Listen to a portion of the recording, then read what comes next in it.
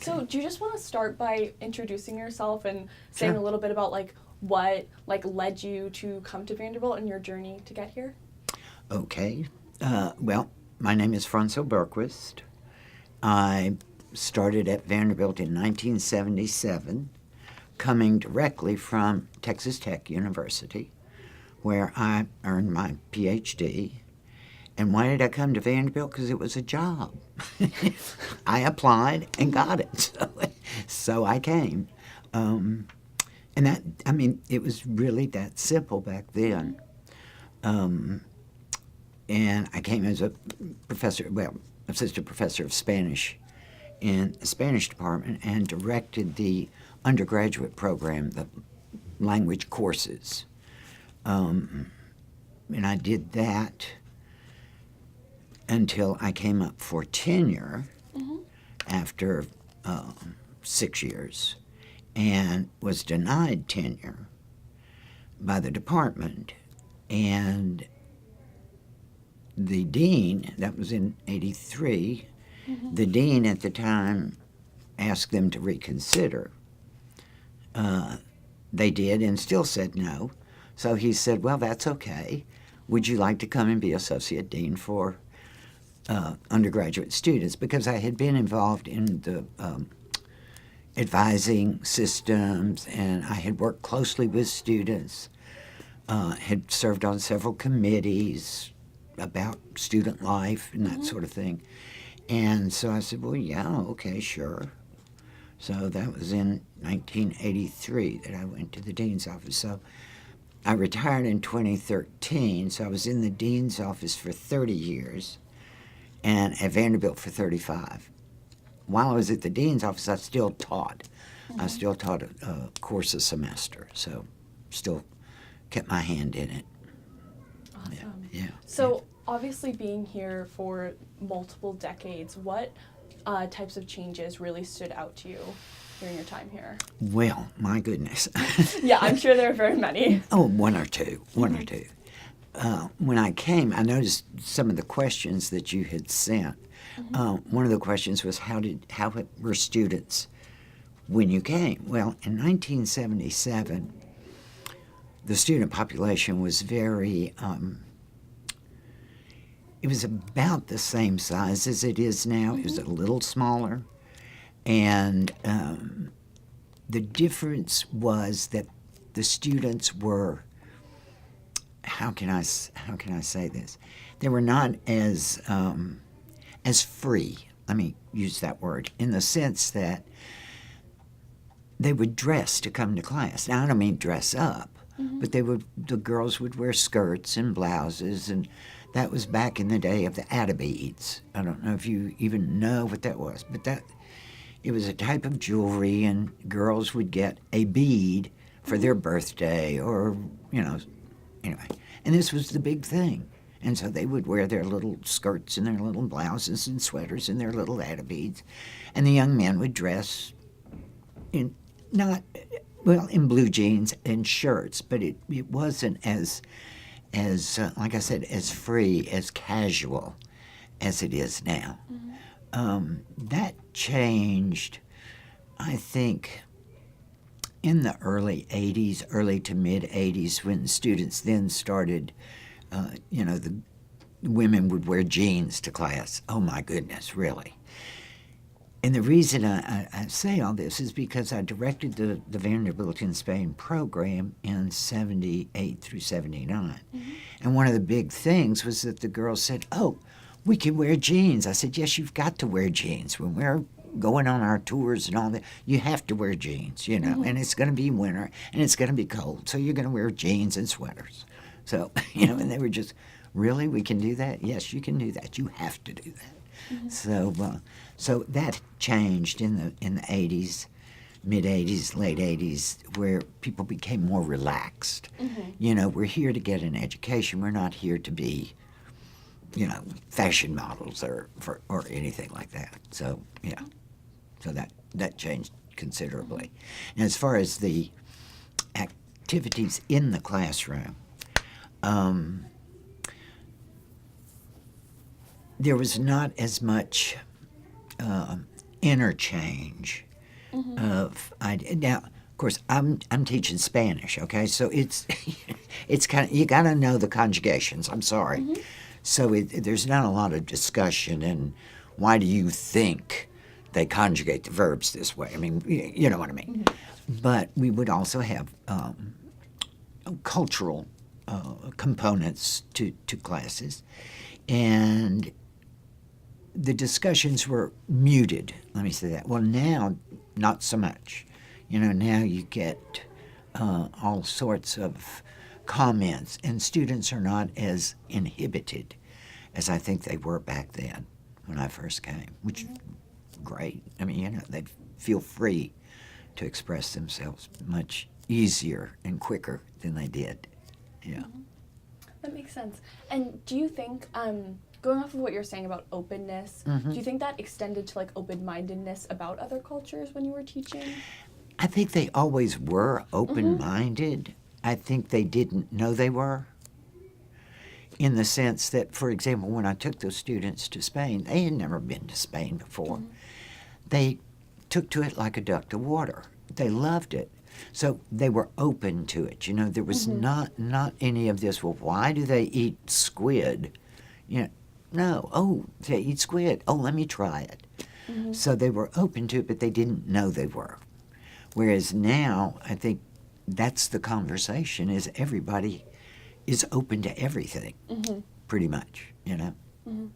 And did you see a difference or any growth in female participation as the decades went on and Vanderbilt grew more diverse? Could you speak a little bit more on that? Yes. Now, of course, again, now when I was teaching first year students or second year even, the classes were pretty much mixed as far as male female.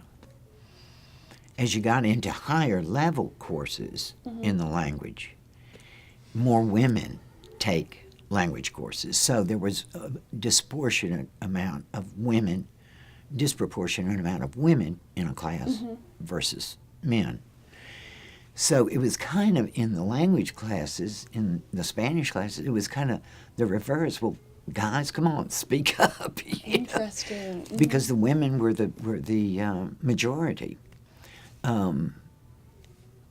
Sometimes, you know, you had to kind of say, well, wait just a minute, let's let Tom over here express his opinion. But usually they were very open to the others' comments and opinions. So, yeah. So that was kind of different from, say, a political science class or an English class, and certainly a required class that you would have to take. Yeah. Could you speak a little more to those differences and how maybe those upper level language classes, like the gender dynamics there, differed from like the university as a whole or other spaces? Well, I think the gender dynamics occur in the language classes. And again, this is kind of stereotypical. But it's also true of the different languages. For example, German, there are usually more males studying German than females. Why? I have no clue. The Romance languages, Spanish, Italian, French, they're more populated with the female student. I don't know why. I'm sure there have been studies, but I have no idea why. Now, I will tell you that a good student, it doesn't matter what their gender is, they're a good student.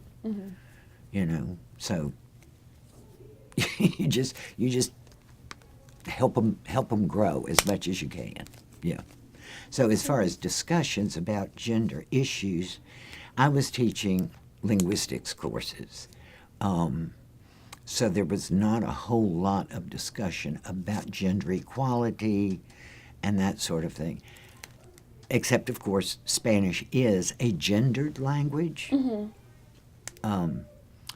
So they would very often ask, well, why, why is a snake a feminine noun, it's because it was feminine in Latin. That's the way it developed. You know, there's no, they're not trying to make a statement about Eve. You know what I mean? So, but we would have those discussions. Yeah. But you could always go back to the origin rather than have a discussion about it. You know. Yes. So. Interesting. And did you notice, like, in terms of involvement of female and male students, like, outside of the classroom, since you were, like, involved in advising, and how did those personal relationships with students inform your experience, and how did you see those change? They were, I think, both, and this is certainly in later years. Both genders, I think, were pretty equally involved in community service, volunteer service. That was always my impression dealing with them. As far as Arts and Science Council, I was the advisor for that. And one year we'd have a female president, next year it would be a male, you know, so it was very evenly divided at that point. Same thing about student government. That was pretty much, you know, whoever got voted in, it didn't matter if they were male or female. And they were equally involved and equally caring about what they wanted to do for the university, for the college, for whatever their project was at the time. Yeah. Very cool. And could you speak a little to how faculty dynamics changed during your decades here? Well, you got a lot more women. A lot.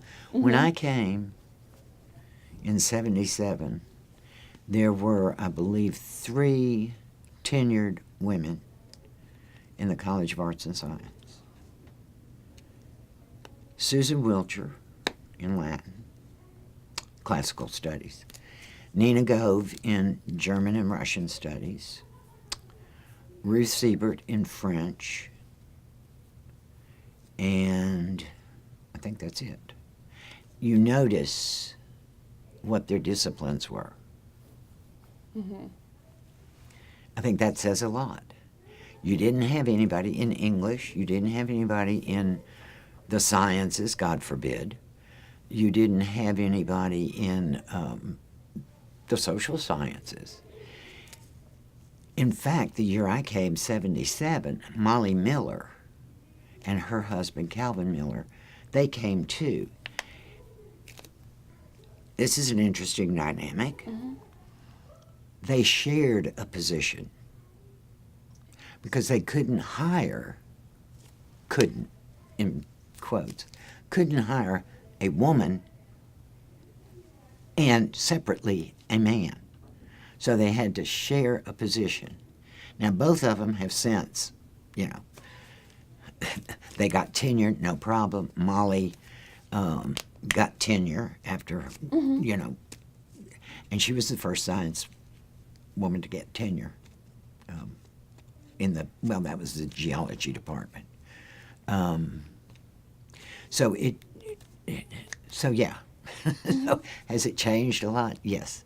Has the faculty changed a lot? Yeah, because you have more women who are then voting on women to get tenure. Whereas before, I mean, I had all men voting me down, as did all the other women that preceded me and many of the ones that followed me. Because, you know, it was just, again, majority rule. Well, once you started getting some more faculty, some more women faculty on the faculty, okay, things are changing. And I think the university, and certainly the College of Arts and Science, recognized at one point, you know, we need women's voices. In fact, that's when they established, you know, the Women's Center. They established women's studies. And that was, you know, so, but it took a while for it to take root. Well, for the roots to grow deep enough to be able to support what was growing. Yeah. Absolutely. Could you speak a little bit to your relationships with those other women faculty members? Well, I had good relationships with my women colleagues. In fact, there was a group of us pre-tenure time, pre-83. Karen Heldmeyer in psychology, Maureen Powers in psychology, Molly Miller in geology, Margot Todd in history. And we would go out periodically just to, have lunch or a drink and commiserate. And when I did not get tenure, of course, I called them. Oh, we've got to get together. Oh, okay. And they gave me a mug. I don't know if you remember Boynton, kind of a cartooning.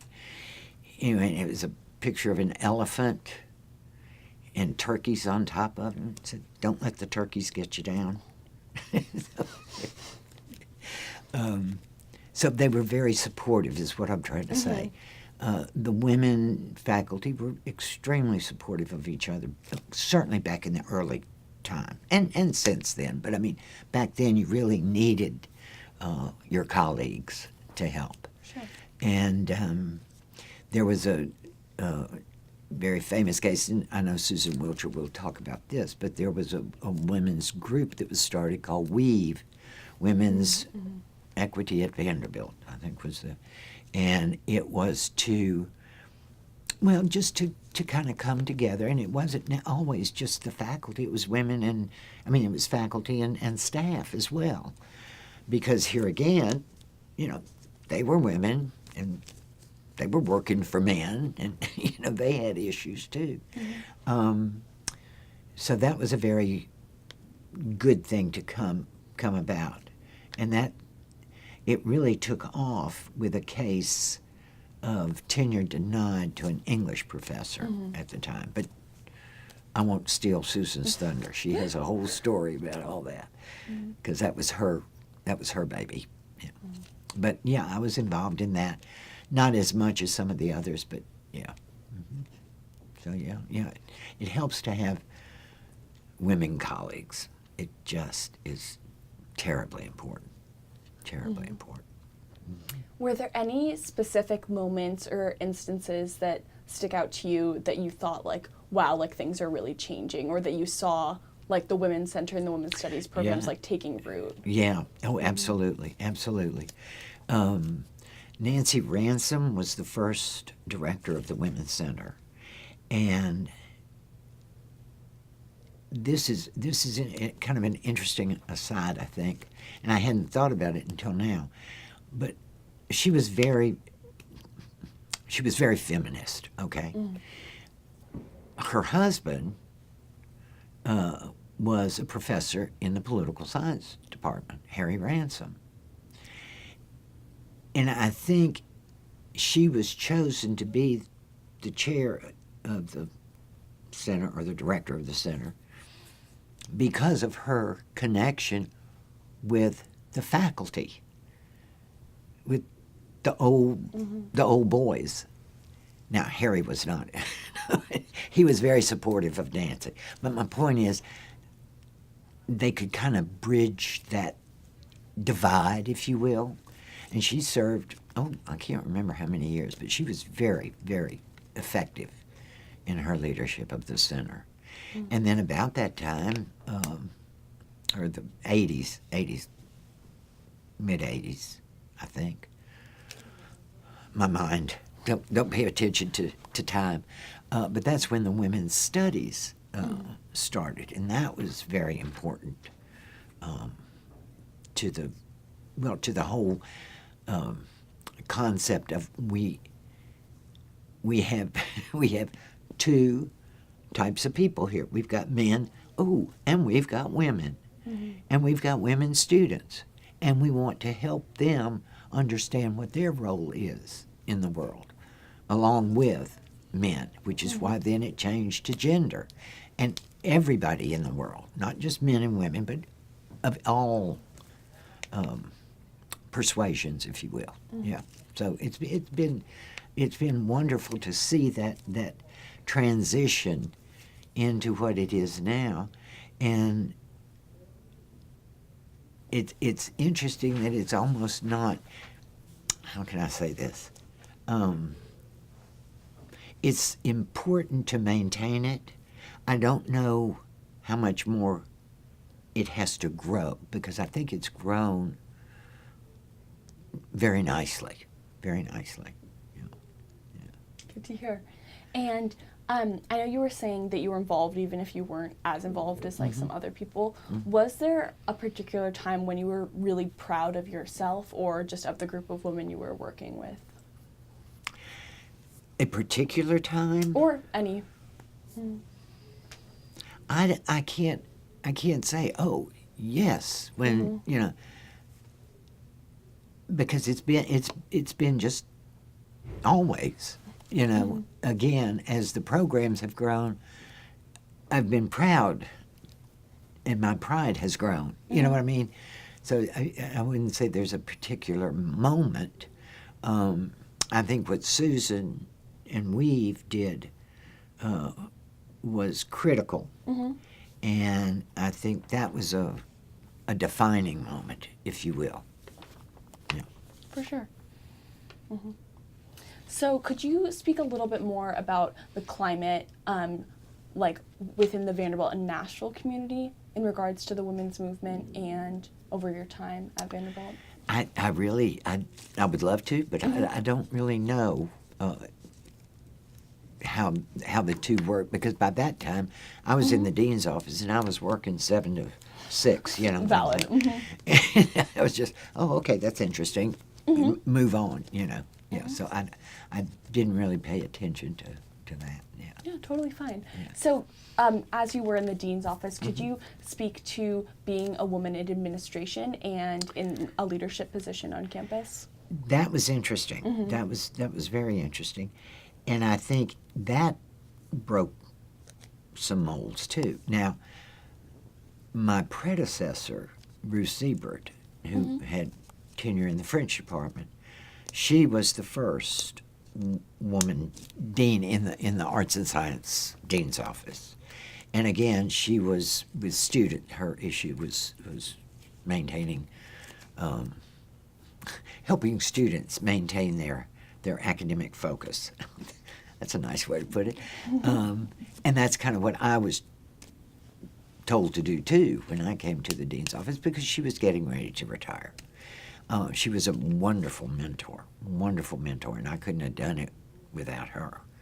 And the registrar of the college at that time, Mimi Hall, was also instrumental, because they kind of took me under their wing, and said, okay, this one's a keeper. Let's help her make it.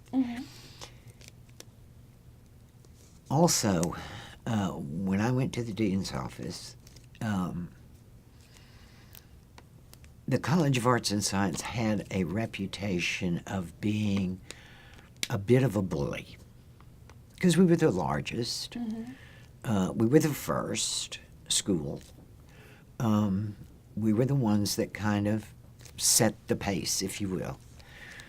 Well, and some of the other schools felt a little, because by then, we had Peabody, we had engineering, at that time we had nursing. We didn't even have Blair at that time. But anyway, later when nursing went away, we got Blair. But anyway, and so I think having a woman softened some of the attitudes of the other schools toward arts and science, because the other, and the leaders were, we're going to do it our way or no way, and there was always another way, if you know what I mean. And so I think, and I don't want to pat but I think me being there did help, because I would go to many of these meetings, which the other dean was not included in, Bruce Siebert, and they went, oh, well, okay, if Francile says it's okay, I guess it's okay. So we could go along. Oh well, let's go through Francile. She'll help us get, you know. So I think that helped a great deal. Mm-hmm. Very interesting. Mm-hmm. And could you speak a little bit about how Vanderbilt was different than the institutions you attended? I know you mentioned Texas State. Texas Tech. Texas Tech. Mm-hmm. Guns up. Go Raiders. Well, it was a large state school. And so it was very different from Vanderbilt. It was a little bit of a cultural shock for me to come to Vanderbilt because it was smaller, much smaller. The students were much, quote unquote, better. You know, they had, because we were a state school, we had to. So what was the, well, it was the small, it's southern. Now, I'm southern, okay? I was born in Shreveport, Louisiana. Moved around growing up, but I'm still, you know, my roots are southern. And Texas Tech is West Texas in Lubbock, in the sense that it was kind of behind the times as far as what was happening in the country. And Vanderbilt was kind of behind the times as far as what was happening in the country. So on that level, we were kind of on the same foot. Mm-hmm.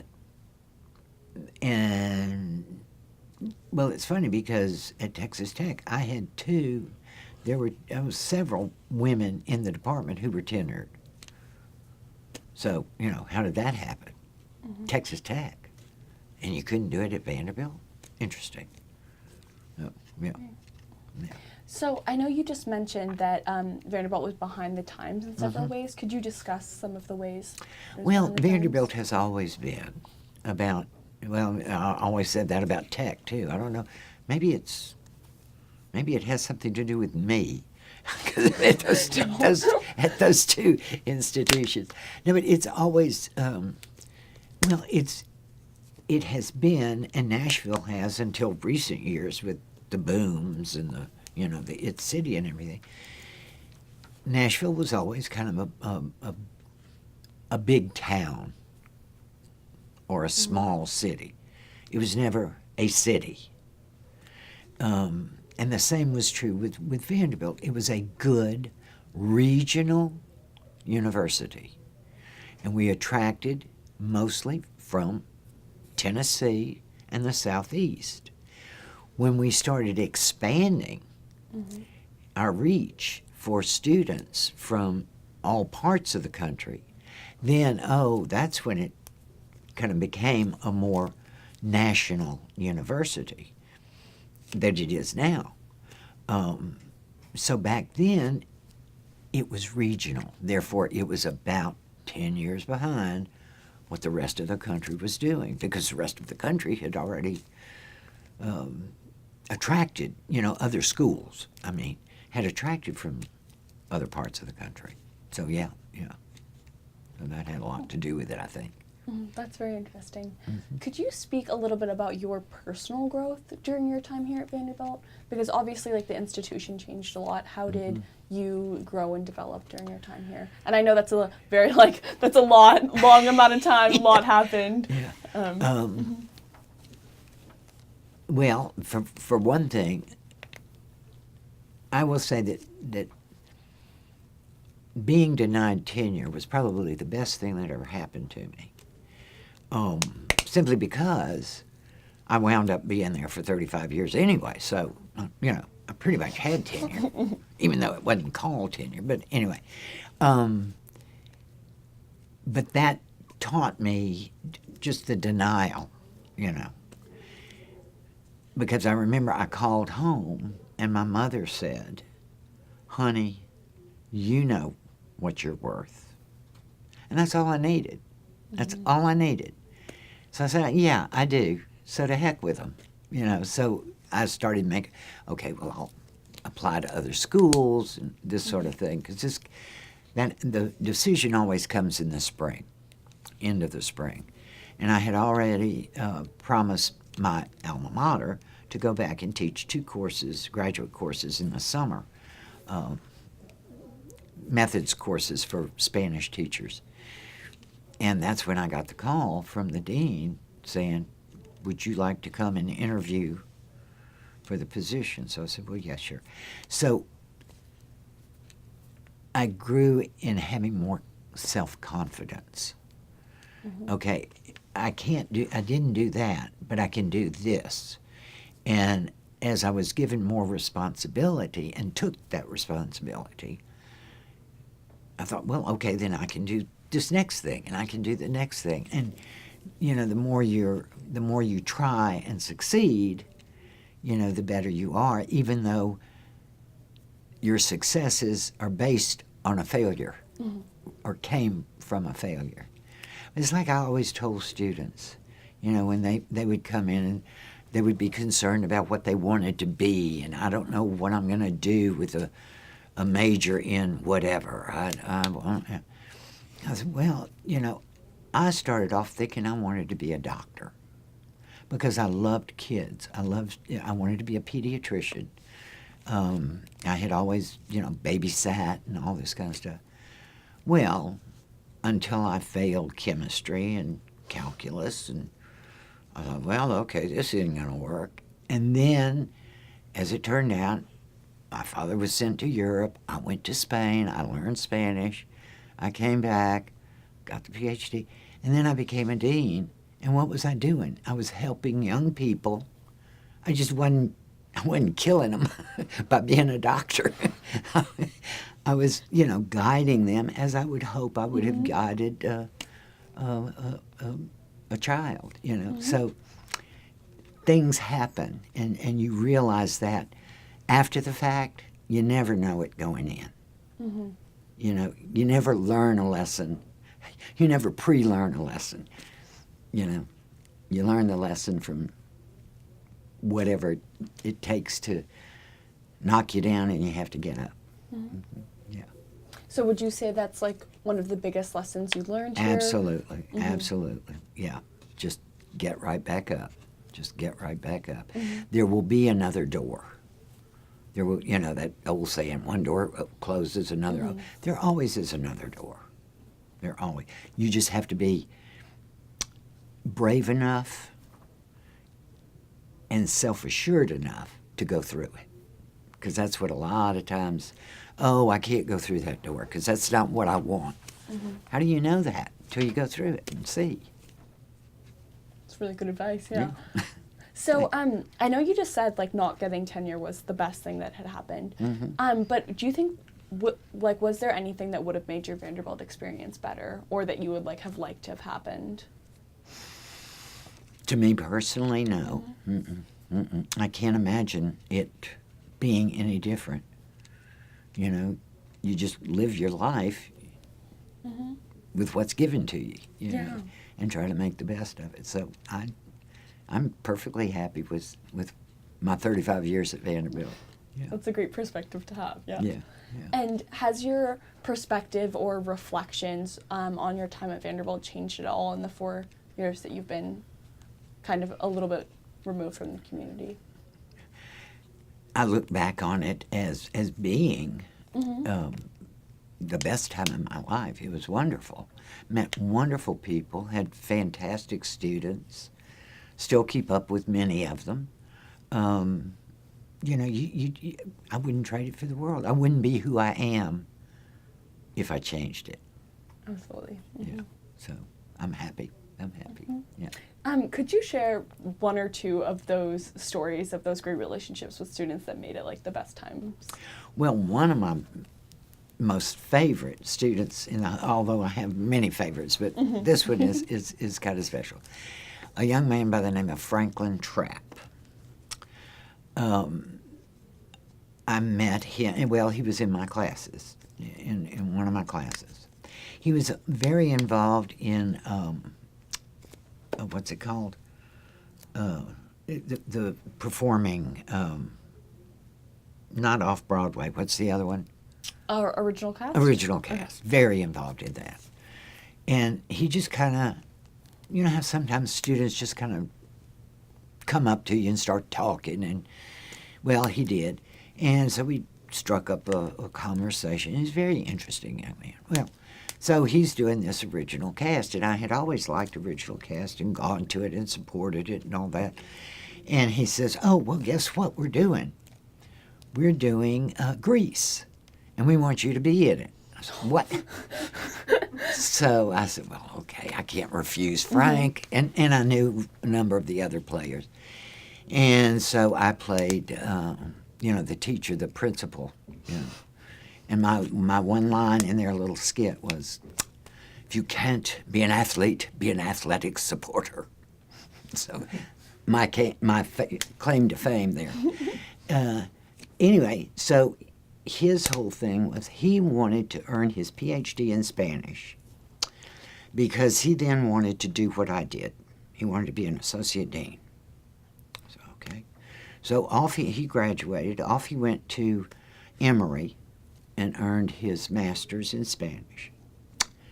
Well, then the acting bug bit him again, and he said, "Okay, I'm going to take off and do some acting." So he was in a show, Annie, the touring show for Annie. Came back to Nashville. We went to see it. It was great. Then he says, "Well, no, you know what? I think I need to settle down and do something. So I think I'll do law. That's what I'll do. I'll go to law school." So he went to law. He came back to Vanderbilt and went to law. Then he went down and went back to Atlanta and worked again in the biggest firm in Atlanta. Well, he didn't like to work in the big firm, so he went to a smaller firm. Well, no, that wasn't really what he wanted to do. So what did he do? There is a playhouse that he had acted in upstate New York, Monticello, New York. It was going on for sale. He bought it. So he is now the director of Forestburg Playhouse up in upstate New York.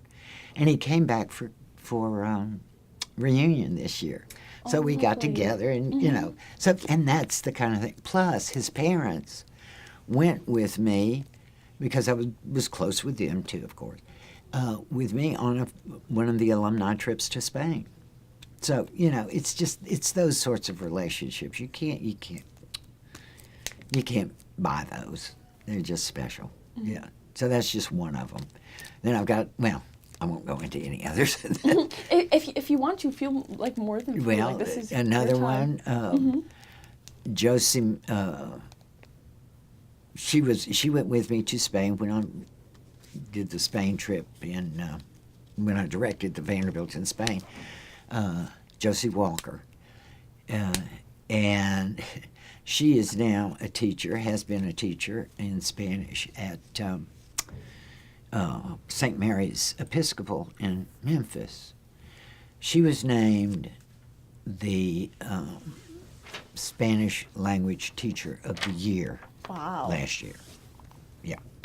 So, those sorts of things. And we keep in touch all the time. She's a member of the Tennessee Foreign Language Association, which I am treasurer for, so those sorts of things, you can't trade those.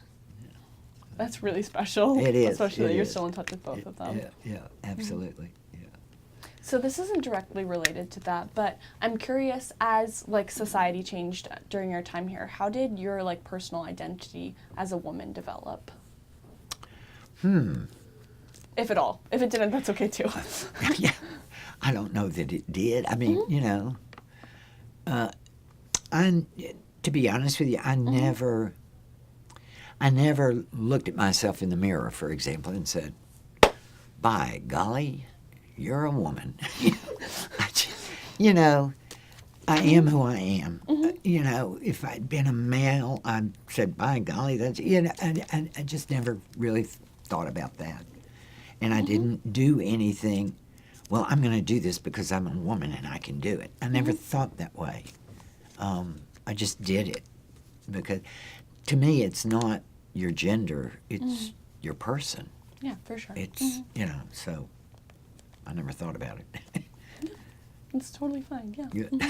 And do you have a particular, happiest memory, or even, I know absolutes are kind of hard to like reflect on such a long time and be like, this was the happiest. So just maybe like a few like really, really happy memories at Vanderbilt. Of Vanderbilt. Mercy.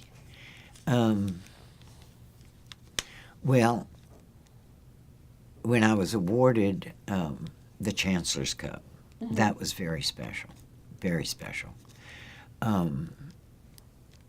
Chancellor Gee came into the classroom. I had no idea what I thought, oh my gosh, I didn't know I did anything wrong. But no, it was the Chancellor's Cup. And I think that is such a special way to award that to faculty, by going into the classroom and letting the students share in that too. That was very special, very special. I'm sorry, I'm not familiar with what the Chancellor's Cup is or what makes it special as an award. Could The you speak a little bit Chancellor's about Cup that? is awarded to a faculty member who has contributed to student life outside the classroom. And you get a little julep cup, but you also get the Chancellor's Cup, and you get to keep it for a year. Ooh. Yeah, and it has your name, engraved on it. And then the next year they take it back and put the new one on and give it to that one. And so that's a very special thing, to be recognized for what you do outside the classroom. I mean, that's special too. And that's another of the special memories. I was awarded the Madison Surratt Award for Excellence in Undergraduate Teaching the same year that I was denied tenure, which I thought was kind of ironic. Yeah. So there. Yeah. So those were two very, very special, happy times that you were recognized for what you've done. You don't want it necessarily. You're not. You can't lobby for it. It just comes to you, and that's what makes it all the more special. You didn't even know you were in the running. Yeah, it's a nice surprise. It is very nice, very nice.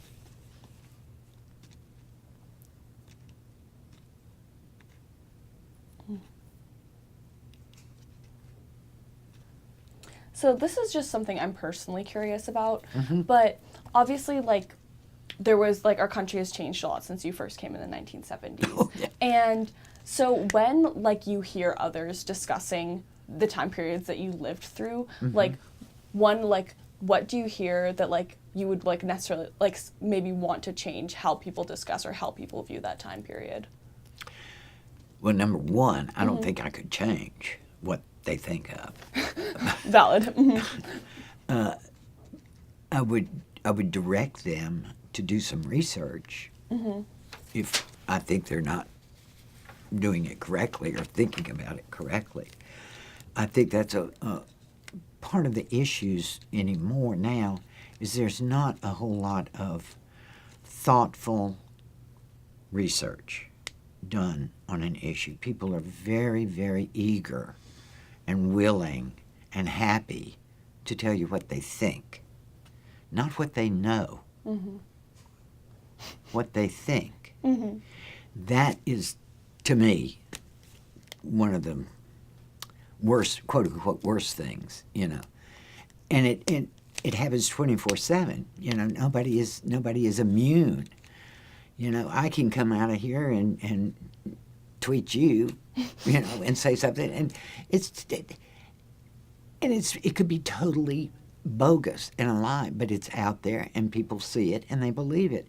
Instead of let me know what I am talking about, and then I can talk about it. Unfortunately, so that I would change that. Yes. Learn, then think, then talk. Yeah. And obviously this is like your oral history, so is there like anything else you like want to share for, the greater good?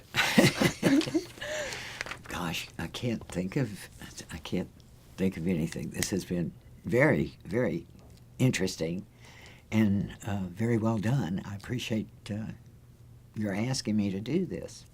So, Well, yeah, not me. not you personally. I know, But yeah, we but appreciate yes, you coming and speaking to us. Yeah. it was very good, very nice. Thank you very much, and thanks to the Women's Center. Onward and upward. Absolutely. Another 40. Mm-hmm. There we Very go. true. Yeah, great, good.